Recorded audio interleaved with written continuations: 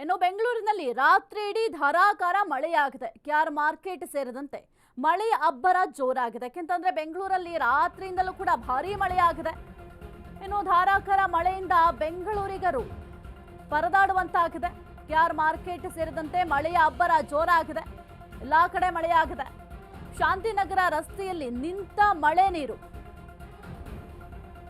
ನಿಂತಲ್ಲೇ ನಿಂತ ನೀರು ವಾಹನ ಸವಾರರು ಪರದಾಡುವಂತಹ ಪರಿಸ್ಥಿತಿ ನಿರ್ಮಾಣ ಆಗಿದೆ. ಎಲ್ಲೆಲ್ಲೂ ಕೂಡ ನೀರು, ರಸ್ತೆಗಳೇ ಕಾಣ್ತಾ ಇಲ್ಲ, ರಸ್ತೆಗಳು ಎಲ್ಲಿದೆ ಅಂತ ಗೊತ್ತಾಗ್ತಾ ಇಲ್ಲ, ಅಷ್ಟರ ಮಟ್ಟಿಗೆ ನೀರು ನಿಂತಿದೆ. ಇದರಿಂದ ವಾಹನ ಸವಾರರು ಪರದಾಡುವಂತಹ ಪರಿಸ್ಥಿತಿ ಕೂಡ ನಿರ್ಮಾಣ ಆಗಿದೆ.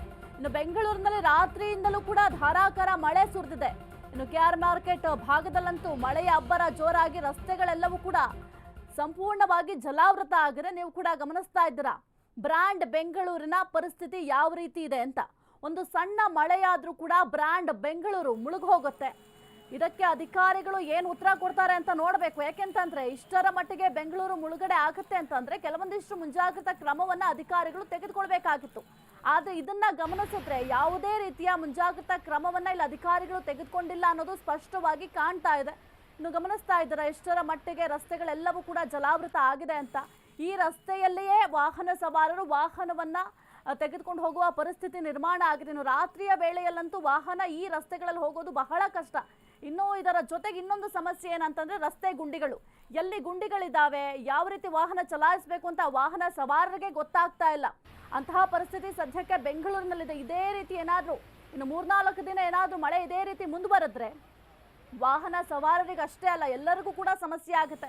ತಗ್ಗು ಪ್ರದೇಶದ ಮನೆಗಳಿಗೆ ನೀರು ನುಗ್ಗುತ್ತೆ. ಇದರ ಜೊತೆಗೆ ವಾಹನಗಳಂತೂ ರಸ್ತೆಯ ಮೇಲೆ ಹೋಗೋದಕ್ಕೆ ಸಾಧ್ಯನೇ ಆಗೋದಿಲ್ಲ ಬಿಡಿ.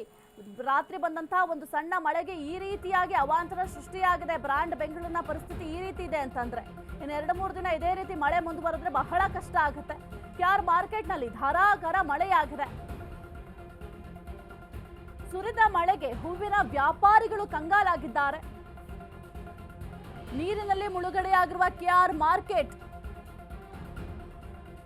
ಹೂ ಮಾರಾಟ ಮಾಡಲು ಬಂದವರು ಹೈರಾಣಾಗಿದ್ದಾರೆ. ಏಕೆಂದರೆ ಸಂಪೂರ್ಣವಾಗಿ ನೀರಿನ ಮಯ ಆಗಿದೆ. ಲಕ್ಷಾಂತರ ರೂಪಾಯಿ ಹೂವಿನ ವ್ಯಾಪಾರಿಗಳಿಗೆ ನಷ್ಟ ಆಗಿದೆ. ಈ ನಷ್ಟವನ್ನ ಯಾರು ಭರಿಸ್ತಾರೆ ಅಂತ ಆಕ್ರೋಶವನ್ನ ವ್ಯಕ್ತಪಡಿಸುತ್ತಿದ್ದಾರೆ. ಒಂದ್ ಕಡೆ ಗ್ರಾಹಕರಿಲ್ಲದೆ ನಷ್ಟ ಆಗ್ತಾ ಇದೆ, ಮತ್ತೊಂದ್ ಕಡೆ ಗ್ರಾಹಕರು ಬಂದ್ರೆ ಹೂವಿನ ಪರಿಸ್ಥಿತಿ ನೋಡಿ ಕೊಂಡ್ಕೊಳ್ತಾ ಇಲ್ಲ. ಬೆಂಗಳೂರಿನಲ್ಲಿ ಭಾರಿ ಅವಾಂತರಗಳಾಗಿದೆ ಬಂದಂತಹ ಮಳೆಯಿಂದ. ಕೆಆರ್ ಮಾರ್ಕೆಟ್ನಲ್ಲಿ ಧಾರಾಕಾರ ಮಳೆ ಸುರಿದಿದೆ. ಸುರಿದ ಮಳೆಗೆ ಹೂವಿನ ವ್ಯಾಪಾರಿಗಳು ಕಂಗಾಲಾಗಿದ್ದಾರೆ. ನೀರಿನಲ್ಲಿ ಕೆಆರ್ ಮಾರ್ಕೆಟ್ ಸಂಪೂರ್ಣವಾಗಿ ಮುಳುಗಡೆಯಾಗಿದೆ. ಹೂ ಮಾರಾಟ ಮಾಡಲು ಬಂದವರು ಹೈರಾಣಾಗಿದ್ದಾರೆ. ಲಕ್ಷಾಂತರ ರೂಪಾಯಿ ಹೂವಿನ ವ್ಯಾಪಾರಿಗಳಿಗೆ ನಷ್ಟ ಆಗಿದೆ. ಗ್ರಾಹಕರು ಇಲ್ಲದೆ ನಷ್ಟ ಆಯಿತು ಅಂತ ವ್ಯಾಪಾರಸ್ಥರು ತಮ್ಮ ಅಳಲನ್ನ ತೋಡ್ಕೊಂಡಿದ್ದಾರೆ. ಇನ್ನು ಬೆಂಗಳೂರಿನಲ್ಲಿ ರಾತ್ರಿ ಇಡೀ ಭಾರಿ ಮಳೆಯಾಗಿದೆ. ಇನ್ನು ಕೆಆರ್ ಮಾರ್ಕೆಟ್ ಆ ಭಾಗದಲ್ಲಂತೂ ನೀವು ರಸ್ತೆಗಳಿಗೆ ಹೋಗಿ ನೋಡೋದಕ್ಕೆ ಆಗಲ್ಲ ಬಿಡಿ, ಅಂತಹ ದುಸ್ಥಿತಿಯಲ್ಲಿದೆ ಅಲ್ಲಿರುವಂತಹ ರಸ್ತೆಗಳು. ಹಾಗಾಗಿ ಬಹಳ ನಷ್ಟ ಆಗ್ತಾ ಇದೆ ಅಂತ ಹೂವಿನ ವ್ಯಾಪಾರಸ್ಥರು ತಮ್ಮ ಅಳಲನ್ನ ತೋಡ್ಕೊಂಡಿದ್ದಾರೆ. ಒಂದು ಕಡೆ ಭಾರಿ ಮಳೆ ಆದ್ರೆ ಈ ಹೂವಿನ ಮಾರಾಟ ಮಾಡೋದು ಬಹಳ ಕಷ್ಟ ಆಗುತ್ತೆ. ಇನ್ನು ಹೂವು ಕೂಡ ಸ್ವಲ್ಪ ಹಾಳಾಗಿರುತ್ತೆ. ಹಾಗಾಗಿ ವ್ಯಾಪಾರಸ್ಥರು ಕೊಂಡ್ಕೊಳ್ಳೋದಕ್ಕೆ ಮುಂದಾಗೋದಿಲ್ಲ.